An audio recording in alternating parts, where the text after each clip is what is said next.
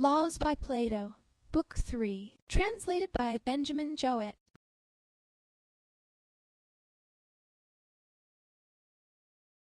Enough of this. And what, then, is to be regarded as the origin of government?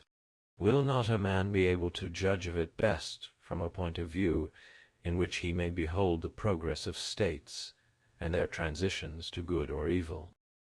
What do you mean? I mean that he might watch them from the point of view of time, and observe the changes which take place in them during infinite ages. How so? Why, do you think that you can reckon the time which has elapsed since cities first existed, and men were citizens of them? Hardly. But are sure that it must be vast and incalculable? Certainly. And have not thousands and thousands of cities come into being during this period, and as many perished? And has not each of them had every form of government, many times over, now growing larger, now smaller, and again improving or declining? To be sure. Let us endeavor to ascertain the cause of these changes, for that will probably explain the first origin and development of forms of government. Very good.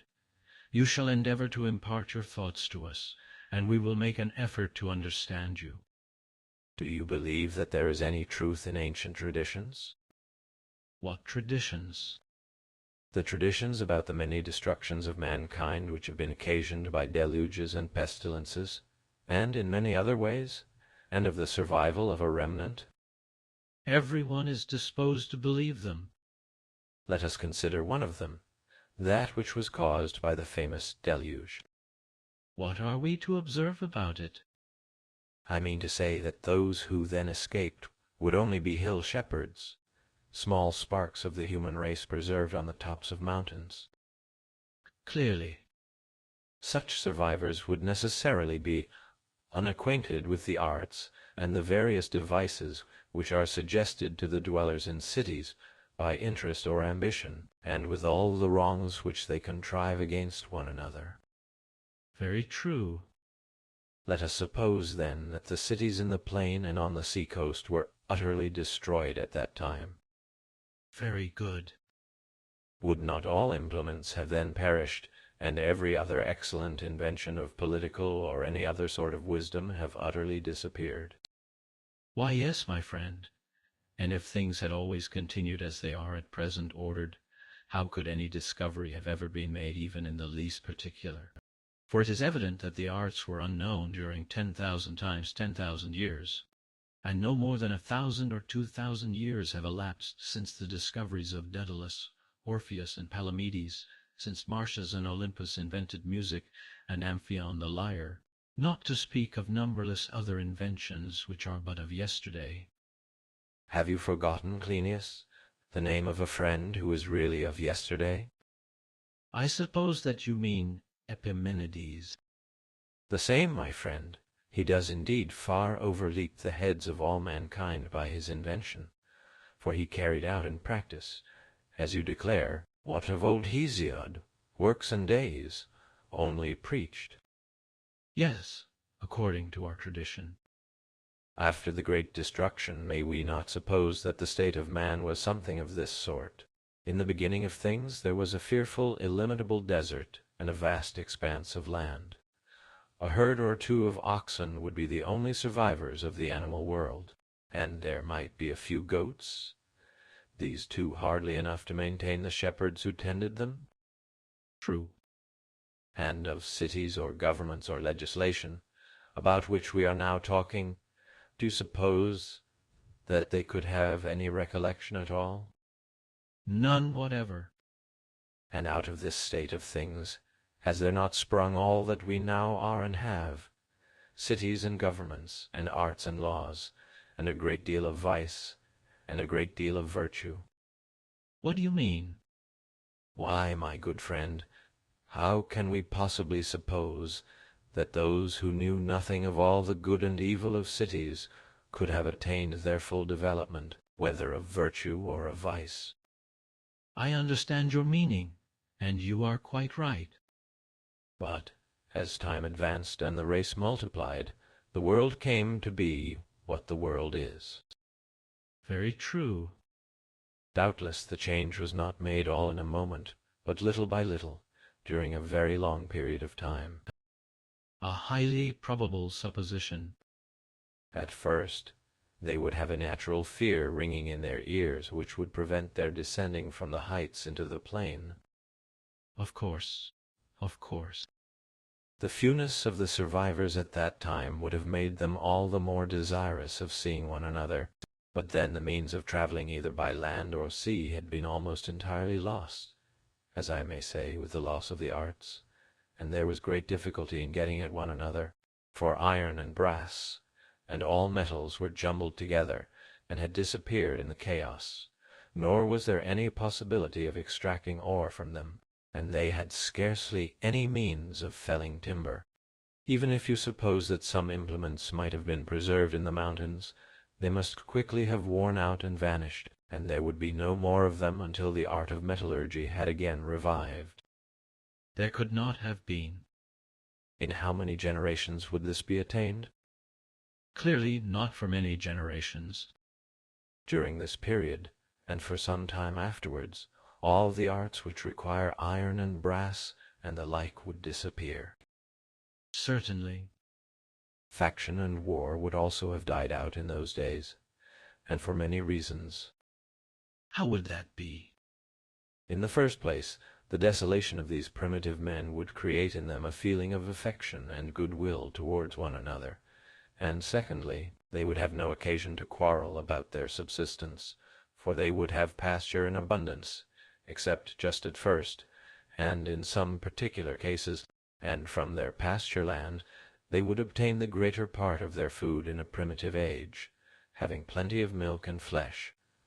Moreover, they would procure other food by the chase, not to be despised either in quantity or quality. They would also have abundance of clothing and bedding and dwellings and utensils, either capable of standing on the fire or not, for the plastic and weaving arts do not require any use of iron, and God has given these two arts to man in order to provide him with all such things, that, when reduced to the last extremity, the human race may still grow and increase. Hence, in those days, mankind were not very poor, nor was poverty a cause of difference among them, and rich they could not have been, having neither gold nor silver. Such at that time was their condition, and the community which has neither poverty nor riches will always have the noblest principles. In it there is no insolence or injustice, nor, again, are there any contentions or envying, and therefore they were good, and also because they were what is called simple-minded. And when they were told about good and evil, they, in their simplicity, believed what they heard to be very truth, and practiced it. No one had the wit to suspect another of a falsehood, as men do now, but what they heard about gods and men they believed to be true, and lived accordingly, and therefore they were in all respects such as we have described them. That quite accords with my views and with those of my friend here. Would not many generations living on in a simple manner, although ruder perhaps and more ignorant of the arts generally, and in particular of those of land or naval warfare, and likewise of other arts, termed in cities legal practices and party conflicts, and including all conceivable ways of hurting one another in word and deed, although inferior to those who lived before the deluge, or to the men of our day in these respects, would they not, I say, be simpler and more manly, and also more temperate and altogether more just? The reason has been already explained. Very true. I should wish you to understand that what has preceded and what is about to follow has been and will be said with the intention of explaining what need the men of that time had of laws, and who was their lawgiver. And thus far what you have said has been very well said. They could hardly have wanted lawgivers as yet. Nothing of that sort was likely to have existed in their days, for they had no letters at this early period. They lived by habit and the customs of their ancestors, as they are called. Probably. But there was already existing a form of government which, if I am not mistaken, is generally termed a lordship, and this still remains in many places, both among Hellenes and barbarians, and is the government which is declared by Homer to have prevailed among the Cyclopes. They have neither councils nor judgments, but they dwell in hollow caves on the tops of high mountains, and every one gives law to his wife and children, and they do not busy themselves about one another. That seems to be a charming poet of yours. I have read some other verses of his, which are very clever, but I do not know much of him, for foreign poets are very little read among the Cretans. But they are in Lacedaemon, and he appears to be the prince of them all. The manner of life, however, which he describes is not Spartan, but rather Ionian, and he seems quite to confirm what you are saying, when he traces up the ancient state of mankind, by the help of tradition, to barbarism. Yes, he does confirm it, and we may accept his witness to the fact that such forms of government sometimes arise. We may. And were not such states composed of men who had been dispersed in single habitations and families by the poverty which attended the devastations, and did not the eldest then rule among them? Because with them government originated in the authority of a father and a mother, whom, like a flock of birds, they followed, forming one troop under the patriarchal rule and sovereignty of their parents, which of all sovereignties is the most just. Very true. After this, they came together in greater numbers, and increased the size of their cities, and betook themselves to husbandry, first of all at the foot of the mountains, and made enclosures of loose walls and works of defense, in order to keep off wild beasts, thus creating a single large and common habitation. Yes, at least we may suppose so. There is another thing which would probably happen. What? When these larger habitations grew up out of the lesser original ones, each of the lesser ones would survive in the larger. Every family would be under the rule of the eldest, and, owing to their separation from one another, would have peculiar customs in things divine and human, which they would have received from their several parents who had educated them, and these customs would incline them to order, when the parents had the element of order in their nature, and to courage, when they had the element of courage, and they would naturally stamp upon their children, and upon their children's children, their own likings, and, as we are saying, they would find their way into the larger society, having already their own peculiar laws. Certainly. And every man surely likes his own laws best, and the laws of others not so well. True. Then now we seem to have stumbled upon the beginnings of legislation. Exactly. The next step will be that these persons who have met together will select some arbiters who will review the laws of all of them, and will publicly present such as they approve to the chiefs who lead the tribes, and who are in a manner their kings, allowing them to choose those which they think best. These persons will themselves be called legislators, and will appoint the magistrates, framing some sort of aristocracy, or perhaps monarchy, out of the dynasties or lordships, and in this altered state of the government they will live. Yes, that would be the natural order of things.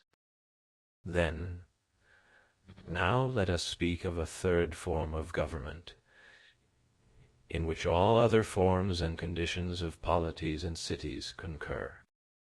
What is that? The form which in fact Homer indicates as following the second. This third form arose when, as he says, Dardanus founded Dardania, for not as yet had the holy Ilium been built on the plain to be a city of speaking men, but they were still dwelling at the foot of many fountained Ida.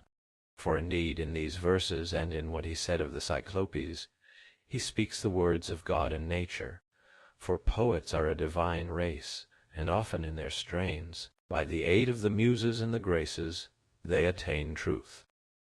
Yes. Then now let us proceed with the rest of our tale, which will probably be found to illustrate in some degree our proposed design. Shall we do so? By all means. Ilium was built when they descended from the mountain, in a large and fair plain, on a sort of low hill, watered by many rivers descending from Ida. Such is the tradition. And we must suppose this event to have taken place many ages after the deluge. A marvelous forgetfulness of the former destruction would appear to have come over them when they placed their town right under numerous streams flowing from the heights, trusting for their security to not very high hills either. There must have been a long interval, clearly. And as population increased, many other cities would begin to be inhabited. Doubtless. Those cities made war against Troy, by sea as well as land, for at that time men were ceasing to be afraid of the sea. Clearly. The Achaeans remained 10 years, and overthrew Troy. True. And during the 10 years in which the Achaeans were besieging Ilium, the homes of the besiegers were falling into an evil plight. Their youth revolted, and when the soldiers returned to their own cities and families, they did not receive them properly, and as they ought to have done, and numerous deaths, murders, exiles were the consequence. The exiles came again under a new name, no longer Achaeans, but Dorians, a name which they derived from Dorius, for it was he who gathered them together. The rest of the story is told by you Lacedaemonians as part of the history of Sparta. To be sure. Thus, after digressing from the original subject of laws into music and drinking bouts, the argument has, providentially, come back to the same point, and presents to us another handle. For we have reached the settlement of Lacedaemon, which, as you truly say, is in laws and in institutions the sister of Crete. And we are all the better for the digression, because we have gone through various governments and settlements, and have been present at the foundation of a first, second, and third state, succeeding one another in infinite time. And now there appears on the horizon a fourth state or nation, which was once in process of settlement, and has continued settled to this day.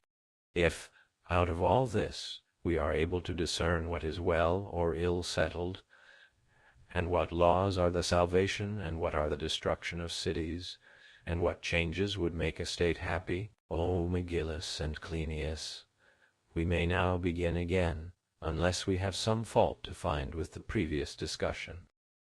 If some god stranger would promise us that our new inquiry about legislation would be as good and full as the present, I would go a great way to hear such another, and would think that a day as long as this, and we are now approaching the longest day of the year, was too short for the discussion.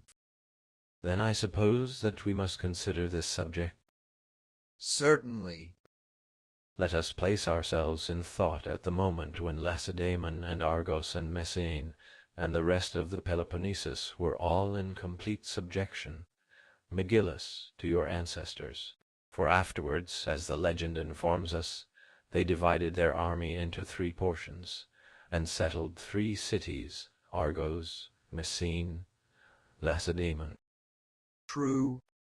Temenus was the king of Argos, Cresphontes of Messene, Procles and Eurysthenes of Lacedaemon. Certainly. To these kings all the men of that day made oath that they would assist them if anyone subverted their kingdom. True. But can a kingship be destroyed? Or was any other form of government ever destroyed by any but the rulers themselves? No, indeed, by Zeus. Have we already forgotten what was said a little while ago? No. And may we not now further confirm what was then mentioned? For we have come upon facts which have brought us back again to the same principle, so that, in resuming the discussion, we shall not be inquiring about an empty theory, but about events which actually happened. The case was as follows. 3 royal heroes made oath to 3 cities which were under a kingly government, and the cities to the kings, that both rulers and subjects should govern and be governed according to the laws which were common to all of them. The rulers promised that as time and the race went forward, they would not make their rule more arbitrary, and the subjects said that if the rulers observed these conditions, they would never subvert or permit others to subvert those kingdoms. The kings were to assist kings and peoples when injured, and the peoples were to assist peoples and kings in like manner. Is not this the fact? Yes. And the three states to whom these laws were given, whether their kings or any others were the authors of them, had therefore the greatest security for the maintenance of their constitutions? What security? That the other two states were always to come to the rescue against a rebellious third. True. Many persons say that legislators ought to impose such laws as the mass of the people will be ready to receive, but this is just as if one were to command gymnastic masters or physicians to treat or cure their pupils or patients in an agreeable manner. Exactly. Whereas the physician may often be too happy if he can restore health and make the body whole without any very great infliction of pain. Certainly. There was also another advantage possessed by the men of that day, which greatly lightened the task of passing laws. What advantage? The legislators of that day, when they equalized property, escaped the great accusation which generally arises in legislation, if a person attempts to disturb the possession of land, or to abolish debts, because he sees that without this reform there can never be any real equality. Now, in general, when the legislator attempts to make a new settlement of such matters, everyone meets him with the cry that he is not to disturb vested interests, declaring with imprecations that he is introducing agrarian laws and cancelling of debts, until a man is at his wit's end, whereas no one could quarrel with the Dorians for distributing the land. There was nothing to hinder them, and as for debts, they had none which were considerable or of old standing. Very true.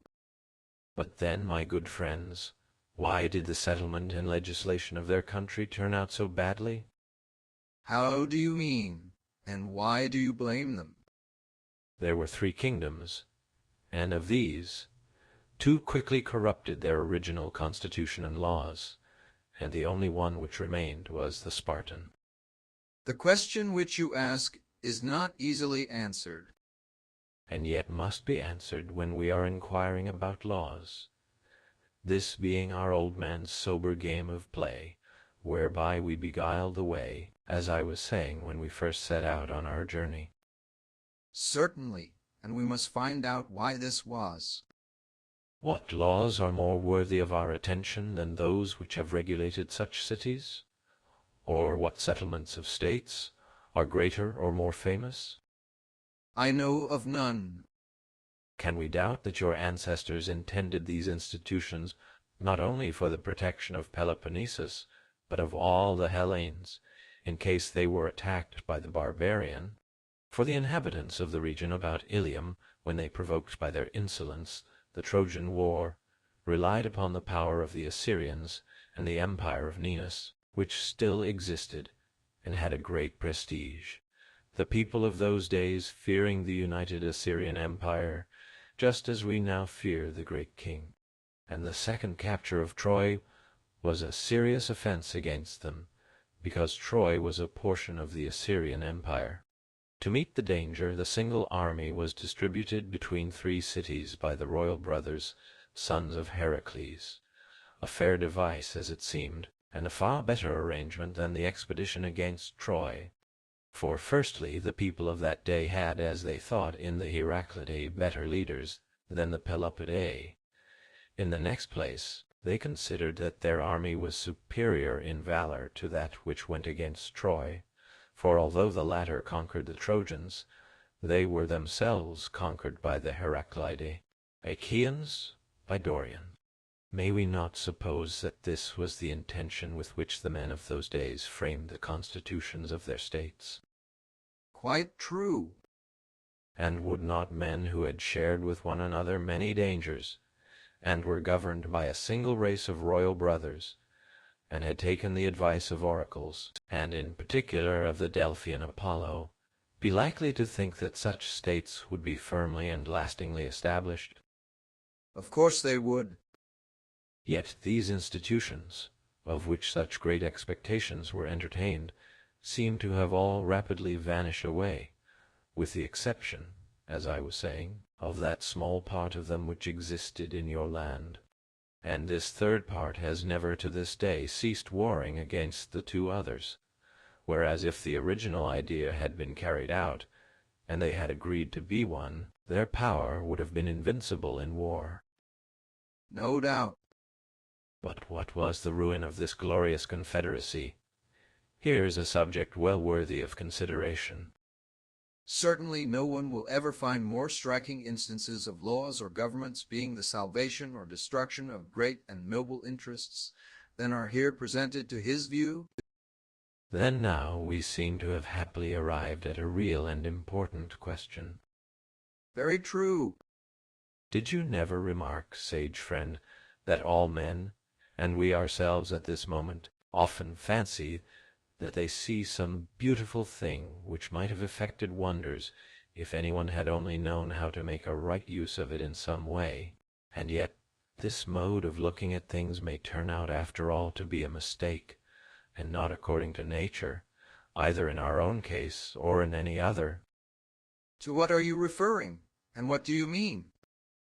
I was thinking of my own admiration of the aforesaid Heracleid expedition, which was so noble, and might have had such wonderful results for the Hellenes if only rightly used, and I was just laughing at myself. But were you not right and wise in speaking as you did, and we in assenting to you? Perhaps, and yet I cannot help observing that anyone who sees anything great or powerful immediately has the feeling that if the owner only knew how to use his great and noble possession, how happy would he be, and what great results would he achieve. And would he not be justified? Reflect, in what point of view does this sort of praise appear just? First, in reference to the question in hand. If the then commanders had known how to arrange their army properly, how would they have attained success? Would not this have been the way? They would have bound them all firmly together and preserved them forever, giving them freedom and dominion at pleasure, combined with the power of doing in the whole world, Hellenic and barbarian, whatever they and their descendants desired. What other aim would they have had? Very good. Suppose anyone were in the same way to express his admiration at the sight of great wealth or family honor or the like. He would praise them under the idea that through them he would attain either all or the greater and chief part of what he desires. He would. Well, now, and does not the argument show that there is one common desire of all mankind? What is it? The desire which a man has, that all things, if possible, at any rate things human, may come to pass in accordance with his soul's desire. Certainly. And having this desire always and at every time of life, in youth, in manhood, in age, he cannot help always praying for the fulfillment of it. No doubt. And we join in the prayers of our friends, and ask for them what they ask for themselves. We do. Dear is the son to the father, the younger to the elder. Of course. And yet the son often prays to obtain things which the father prays that he may not obtain. When the son is young and foolish, you mean? Yes, or when the father, in the dotage of age or the heat of youth, having no sense of right and justice, prays with fervor, under the influence of feelings akin to those of Theseus when he cursed the unfortunate Hippolytus. Do you imagine that the son, having a sense of right and justice, will join in his father's prayers?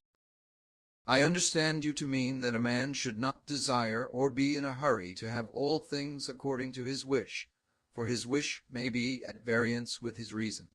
But every state and every individual ought to pray and strive for wisdom. Yes, and I remember, and you will remember, what I said at first, that a statesman and legislator ought to ordain laws with a view to wisdom, while you were arguing that the good lawgiver ought to order all with a view to war. And to this I replied that there were 4 virtues, but that upon your view one of them only was the aim of legislation, whereas you ought to regard all virtue, and especially that which comes first, and is the leader of all the rest, I mean wisdom and mind and opinion, having affection and desire in their train. And now the argument returns to the same point. And I say once more, in jest if you like, or in earnest if you like, that the prayer of a fool is full of danger, being likely to end in the opposite of what he desires. And if you would rather receive my words in earnest, I am willing that you should, and you will find, I suspect, as I have said already, that not cowardice was the cause of the ruin of the Dorian kings and of their whole design, nor ignorance of military matters, either on the part of the rulers or of their subjects, but their misfortunes were due to their general degeneracy, and especially to their ignorance of the most important human affairs. That was then and is still, and always will be the case, as I will endeavor, if you will allow me, to make out and demonstrate, as well as I am able to you who are my friends, in the course of the argument. Pray go on, stranger. Compliments are troublesome, but we will show, not in word but in deed, how greatly we prize your words, for we will give them our best attention, and that is the way in which a freeman best shows his approval or disapproval. Excellent, Cleinias. Let us do as you say. By all means, if heaven wills. Go on. Well, then, proceeding in the same train of thought, I say that the greatest ignorance was the ruin of the Dorian power, and that now, as then, ignorance is ruin. And if this be true, the legislator must endeavor to implant wisdom in states, and banish ignorance to the utmost of his power. That is evident. Then now, consider what is really the greatest ignorance. I should like to know whether you and McGillis would agree with me in what I am about to say, for my opinion is What? that the greatest ignorance is when a man hates that which he nevertheless thinks to be good and noble, and loves and embraces that which he knows to be unrighteous and evil. This disagreement between the sense of pleasure and the judgment of reason in the soul is, in my opinion, the worst ignorance, and also the greatest, because affecting the great mass of the human soul. For the principle which feels pleasure and pain in the individual is like the mass or populace in a state, and when the soul is opposed to knowledge or opinion or reason, which are her natural lords, that I call folly, just as in the state, when the multitude refuses to obey their rulers and the laws, or again, in the individual, when fair reasonings have their habitation in the soul and yet do no good, but rather the reverse of good. All these cases I term the worst ignorance, whether in individuals or in states. You will understand, stranger, that I am speaking of something which is very different from the ignorance of handicraftsmen. Yes, my friend, we understand and agree. Let us, then, in the first place, declare and affirm that the citizen who does not know these things ought never to have any kind of authority entrusted to him. He must be stigmatized as ignorant, even though he be versed in calculation and skilled in all sorts of accomplishments, and feats of mental dexterity, and the opposite are to be called wise, even although, in the words of the proverb, they know neither how to read nor how to swim. And to them, as to men of sense, authority is to be committed. For, O my friends, how can there be the least shadow of wisdom when there is no harmony? There is none. But the noblest and greatest of harmonies may be truly said to be the greatest wisdom, and of this he is a partaker who lives according to reason, whereas he who is devoid of reason is the destroyer of his house, and the very opposite of a savior of the state. He is utterly ignorant of political wisdom. Let this, then, as I was saying, be laid down by us. Let it be so laid down. I suppose that there must be rulers and subjects in states. Certainly. And what are the principles on which men rule and obey in cities, whether great or small, and similarly in families? What are they, and how many in number?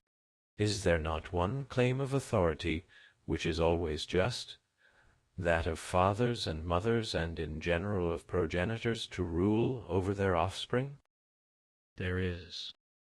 Next follows the principle that the noble should rule over the ignoble, and thirdly, that the elder should rule and the younger obey. To be sure. And fourthly, that slaves should be ruled, and their masters rule. Of course. Of course. Fifthly, if I am not mistaken, comes the principle that the stronger shall rule, and the weaker be ruled. That is a rule not to be disobeyed. Yes, and a rule which prevails very widely among all creatures, and is according to nature, as the Theban poet Pindar once said. And the sixth principle, and the greatest of all, is that the wise should lead and command, and the ignorant follow and obey. And yet, O thou most wise Pindar, as I should reply him, this surely is not contrary to nature, but according to nature, being the rule of law over willing subjects, and not a rule of compulsion. Most true. There is a seventh kind of rule, which is awarded by lot, and is dear to the gods, and a token of good fortune. He on whom the lot falls is a ruler, and he who fails in obtaining the lot goes away, and is the subject. And this we affirm to be quite just. Certainly. Then now, as we say playfully to any of those who lightly undertake the making of laws, you see, legislator, the principles of government, how many they are, and that they are naturally opposed to each other. There we have discovered a fountainhead of seditions, to which you must attend. And first, we will ask you to consider with us how and in what respect the kings of Argos and Messene violated these our maxims, and ruined themselves and the great and famous Hellenic power of the olden time. Was it because they did not know how wisely Hesiod spoke when he said that the half is often more than the whole? His meaning was that when to take the whole would be dangerous, and to take the half would be the safe and moderate course. Then the moderate or better was more than the immoderate or worse. Very true. And may we suppose this immoderate spirit to be more fatal when found among kings than when among peoples? The probability is that ignorance will be a disorder, especially prevalent among kings, because they lead a proud and luxurious life. Is it not palpable that the chief aim of the kings of that time was to get the better of the established laws, and that they were not in harmony with the principles which they had agreed to observe by word and oath? This want of harmony may have had the appearance of wisdom, but was really, as we assert, the greatest ignorance, and utterly overthrew the whole empire by dissonance and harsh discord. Very likely. Good. And what measures ought the legislator to have then taken in order to avert this calamity? Truly, there is no great wisdom in knowing, and no great difficulty in telling, after the evil has happened. But to have foreseen the remedy at the time would have taken a much wiser head than ours. What do you mean? Anyone who looks at what has occurred with you Lacedaemonians, Megillus, may easily know and may easily say what ought to have been done at that time. Speak a little more clearly. Nothing can be clearer than the observation which I am about to make. What is it? That if anyone gives too great a power to anything, too large a sail to a vessel, too much food to the body, too much authority to the mind, and does not observe the mean, everything is overthrown, and in the wantonness of excess runs in the one case to disorders, and in the other to injustice, which is the child of excess. I mean to say, my dear friends, that there is no soul of man, young and irresponsible, who will be able to sustain the temptation of arbitrary power, no one who will not, under such circumstances, become filled with folly, that worst of diseases, and be hated by his nearest and dearest friends. When this happens, his kingdom is undermined, and all his power vanishes from him, and great legislators who know the mean should take heed of the danger. As far as we can guess at this distance of time, what happened was as follows. What? A god who watched over Sparta, seeing into the future, gave you 2 families of kings instead of 1, and thus brought you more within the limits of moderation. In the next place, some human wisdom mingled with divine power, observing that the constitution of your government was still feverish and excited, tempered your inborn strength and pride of birth with the moderation which comes of age, making the power of your 28 elders equal with that of the kings in the most important matters. But your third savior, perceiving that your government was still swelling and foaming, and desirous to impose a curb upon it, instituted the ephors, whose power he made to resemble that of magistrates elected by lot. And by this arrangement, the kingly office, being compounded of the right elements, and duly moderated, was preserved, and was the means of preserving all the rest, since, if there had been only the original legislators, Timanus, Cresphontes, and their contemporaries, as far as they were concerned, not even the portion of Aristodemus would have been preserved, for they had no proper experience in legislation, or they would surely not have imagined that oaths would moderate a youthful spirit invested with a power which might be converted into a tyranny.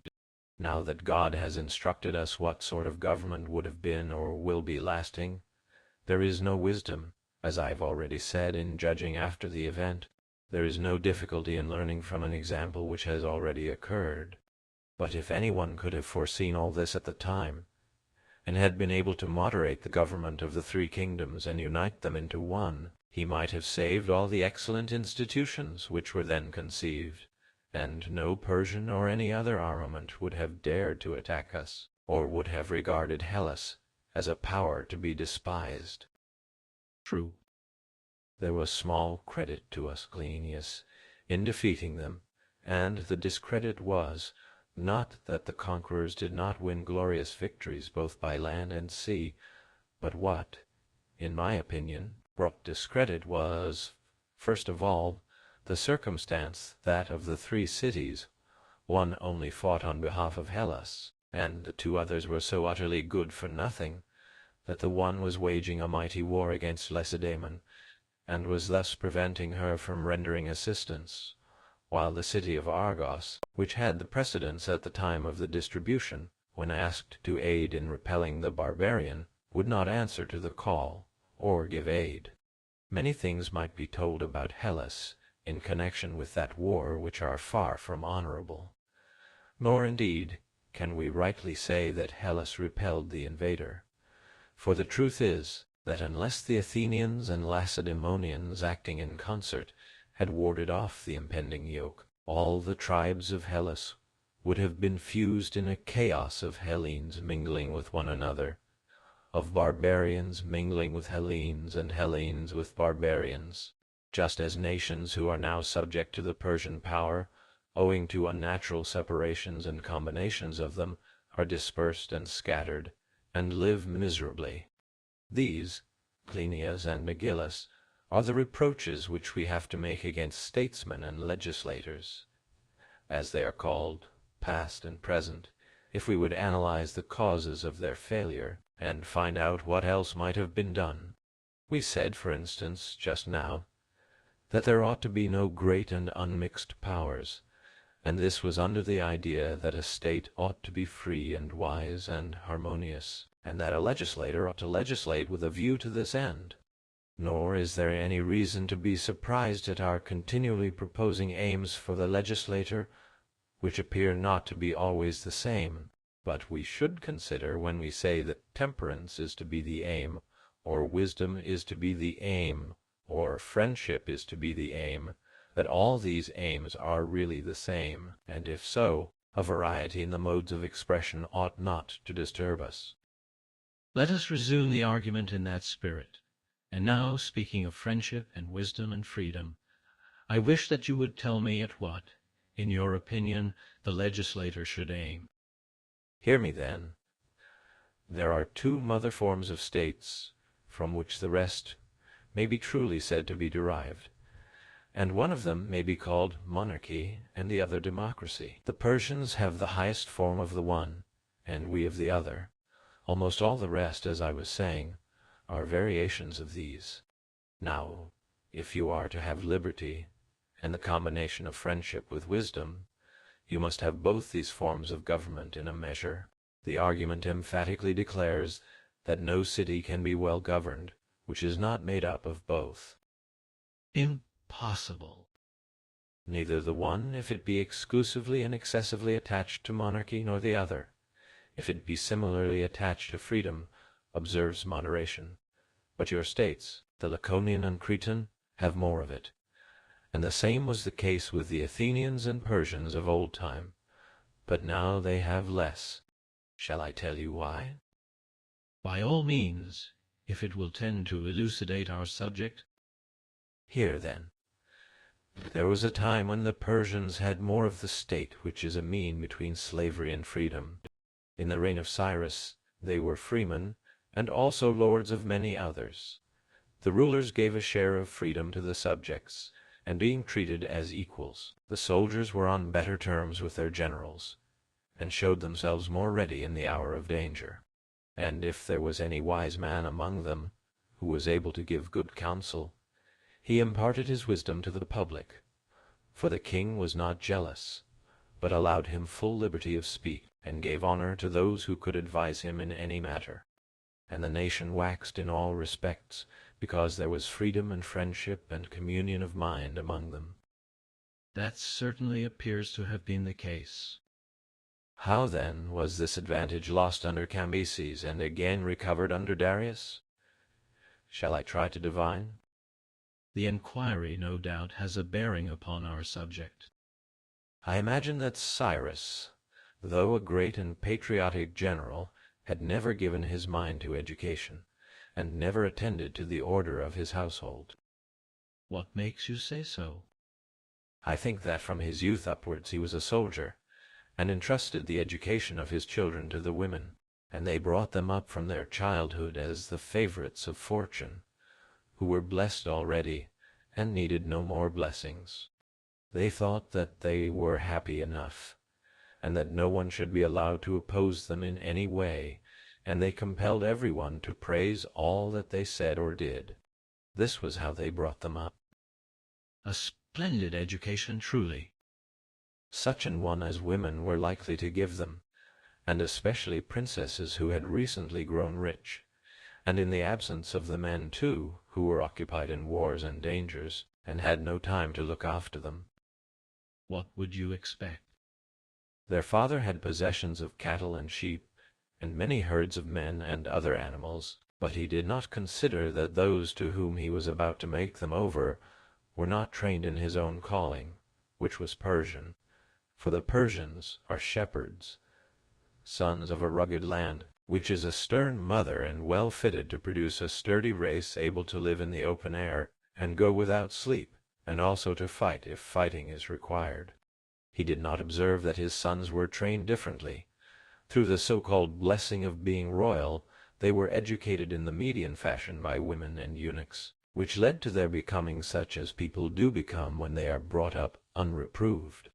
And so, after the death of Cyrus, his sons, in the fullness of luxury and license, took the kingdom, and first one slew the other, because he could not endure a rival, and afterwards the slayer himself, mad with wine and brutality, lost his kingdom through the Medes and the eunuch, as they called him, who despised the folly of Cambyses.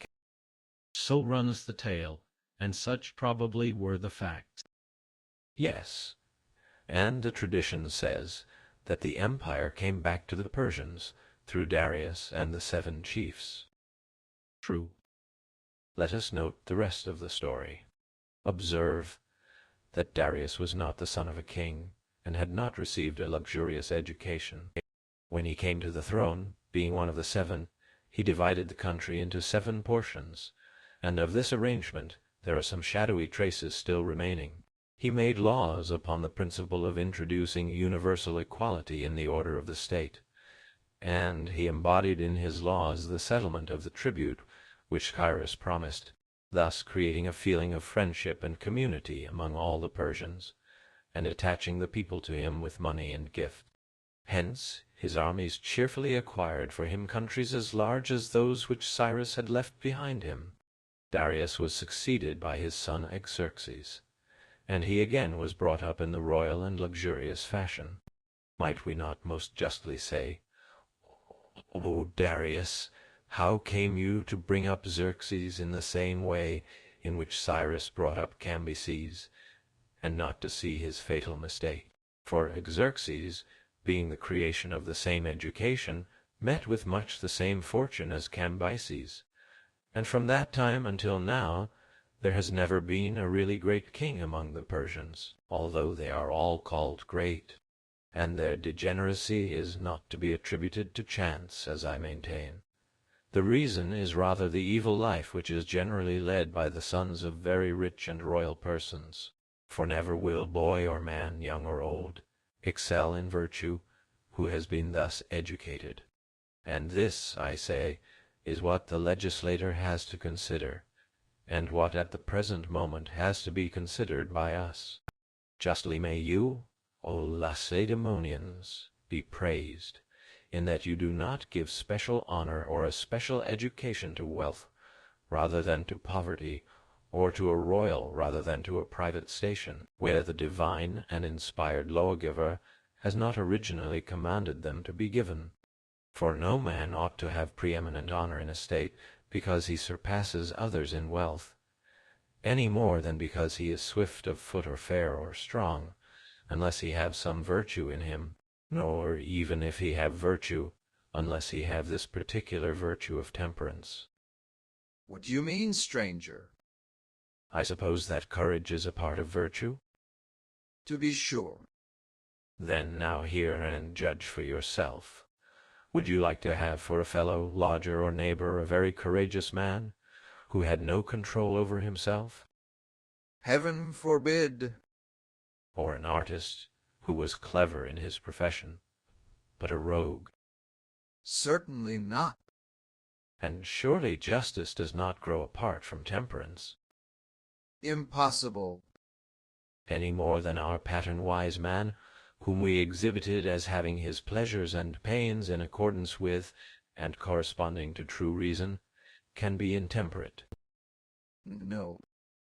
There is a further consideration relating to the due and undue award of honors in states. What is it? I should like to know whether temperance without the other virtues, existing alone in the soul of man, is rightly to be praised or blamed. I cannot tell. And that is the best answer. For whichever alternative you had chosen, I think that you would have gone wrong. I am fortunate. Very good. A quality which is a mere appendage of things which can be praised or blamed does not deserve an expression of opinion, but is best passed over in silence. You are speaking of temperance? Yes, but of the other virtues, that which having this appendage is also most beneficial will be most deserving of honor, and next that which is beneficial in the next degree, and so each of them will be rightly honored according to a regular order. True. And ought not the legislator to determine these classes? Certainly he should.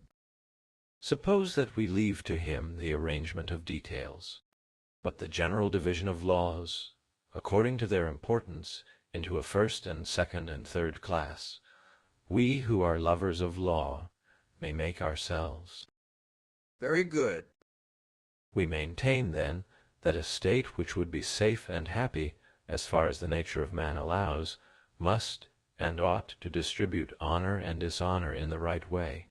And the right way is to place the goods of the soul first and highest in the scale, always assuming temperance to be the condition of them, and to assign the second place to the goods of the body, and the third place to money and property. And if any legislator or state departs from this rule by giving money the place of honor, or in any way preferring that which is really last, may we not say that he or the state is doing an unholy and unpatriotic thing? Yes, let that be plainly declared. The consideration of the Persian governments led us thus far to enlarge. We remarked that the Persians grew worse and worse, and we affirmed the reason of this to have been that they too much diminished the freedom of the people, and introduced too much of despotism, and so destroyed friendship and community of feeling. And when there is an end of these, no longer do the governors govern on behalf of their subjects, or of the people, but on behalf of themselves, and if they think that they can gain ever so small an advantage for themselves, they devastate cities, and send fire and desolation among friendly races. And as they hate ruthlessly and horribly, so are they hated, and when they want the people to fight for them, they find no community of feeling or willingness to risk their lives on their behalf. Their untold myriads are useless to them on the field of battle, and they think that their salvation depends on the employment of mercenaries and strangers whom they hire, as if they were in want of more men. And they cannot help being stupid, since they proclaim by their actions that the ordinary distinctions of right and wrong which are made in a state are a trifle when compared with gold and silver. Quite true. And now enough of the Persians, and their present male administration of their government, which is owing to the excess of slavery and despotism among them. Good. Next, we must pass in review the government of Attica in like manner, and from this show that entire freedom and the absence of all superior authority is not by any means so good as government by others when properly limited, which was our ancient Athenian constitution at the time when the Persians made their attack on Hellas, or, speaking more correctly, on the whole continent of Europe. There were 4 classes, arranged according to a property census, and reverence was our queen and mistress, and made us willing to live in obedience to the laws which then prevailed. Also the vastness of the Persian armament, both by sea and on land, caused a helpless terror, which made us more and more the servants of our rulers and of the laws. And for all these reasons an exceeding harmony prevailed among us. About 10 years before the naval engagement at Salamis, Datis came, leading a Persian host by command of Darius, which was expressly directed against the Athenians and Eretrians, having orders to carry them away captive, and these orders he was to execute under pain of death. Now Datis and his myriads soon became complete masters of Eretria, and he sent a fearful report to Athens that no Eretrian had escaped him, for the soldiers of Datis had joined hands and netted the whole of Eretria. And this report, whether well or ill-founded, was terrible to all the Hellenes, and above all to the Athenians, and they dispatched embassies in all directions, but no one was willing to come to their relief, with the exception of the Lacedaemonians, and they, either because they were detained by the Messenian War, which was then going on, or for some other reason of which we are not told, came a day too late for the battle of Marathon. After a while the news arrived of mighty preparations being made, and innumerable threats came from the king. Then, as time went on, a rumor reached us that Darius had died, and that his son, who was young and hot-headed, had come to the throne, and was persisting in his design. The Athenians were under the impression that the whole expedition was directed against them, in consequence of the battle of Marathon, and hearing of the bridge over the Hellespont, and the canal of Athos, and the host of ships, considering that there was no salvation for them, either by land or by sea, for there was no one to help them, and remembering that in the first expedition, when the Persians destroyed Eretria, no one came to their help, or would risk the danger of an alliance with them. They thought that this would happen again, at least on land, nor when they looked to the sea could they descry any hope of salvation, for they were attacked by 1,000 vessels and more. One chance of safety remained, slight indeed and desperate, but their only one. They saw that on the former occasion they had gained a seemingly impossible victory, and borne up by this hope, they found that their only refuge was in themselves and in the gods. All these things created in them the spirit of friendship. There was the fear of the moment, and there was that higher fear which they had acquired by obedience to their ancient laws, and which I have several times in the preceding discourse called reverence, of which the good man ought to be a willing servant, and of which the coward is independent and fearless. If this fear had not possessed them, they would never have met the enemy, or defended their temples and sepulchres and their country, and everything that was near and dear to them, as they did. But little by little they would have been all scattered and dispersed. Your words, Athenian, are quite true and worthy of yourself and of your country. They are true, Megillus, and to you, who have inherited the virtues of your ancestors, I may properly speak of the actions of that day. And I would wish you and Cleinias to consider whether my words have not also a bearing on legislation. For I am not discoursing only for the pleasure of talking, but for the argument's sake. Please to remark that the experience both of ourselves and the Persians was, in a certain sense, the same. For as they led their people into utter servitude, so we too led ours into all freedom. And now, how shall we proceed? For I would like you to observe that our previous arguments have good deal to say for themselves. True, but I wish that you would give us a fuller explanation. I will. Under the ancient laws, my friends, the people was not as now the master, but rather the willing servant of the laws. What laws do you mean? In the first place, let us speak of the laws about music, that is to say, such music as then existed, in order that we may trace the growth of the excess of freedom from the beginning. Now music was early divided among us into certain kinds and manners. One sort consisted of prayers to the gods, which were called hymns, and there was another and opposite sort called lamentations, and another termed paeans, and another, celebrating the birth of Dionysus, called, I believe, dithyrambs, and they used the actual word laws, or nomoi, for another kind of song. And to this they added the term citheroidic. All these and others were duly distinguished, nor were the performers allowed to confuse one style of music with another, and the authority which determined and gave judgment, and punished the disobedient, was not expressed in a hiss, nor in the most unmusical shouts of the multitude, as in our days, nor in applause and clapping of hands. But the directors of public instruction insisted that the spectators should listen in silence to the end, and boys and their tutors and the multitude in general were kept quiet by a hint from a stick. Such was the good order which the multitude were willing to observe. They would never have dared to give judgment by noisy cries. And then, as time went on, the poets themselves introduced the reign of vulgar and lawless innovation.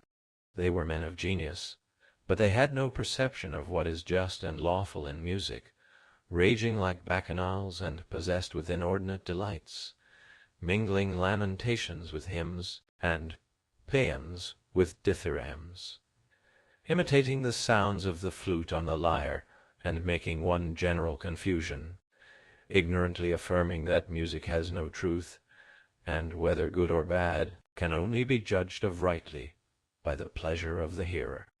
And by composing such licentious works, and adding to them words as licentious, they have inspired the multitude with lawlessness and boldness, and made them fancy that they can judge for themselves about melody and song.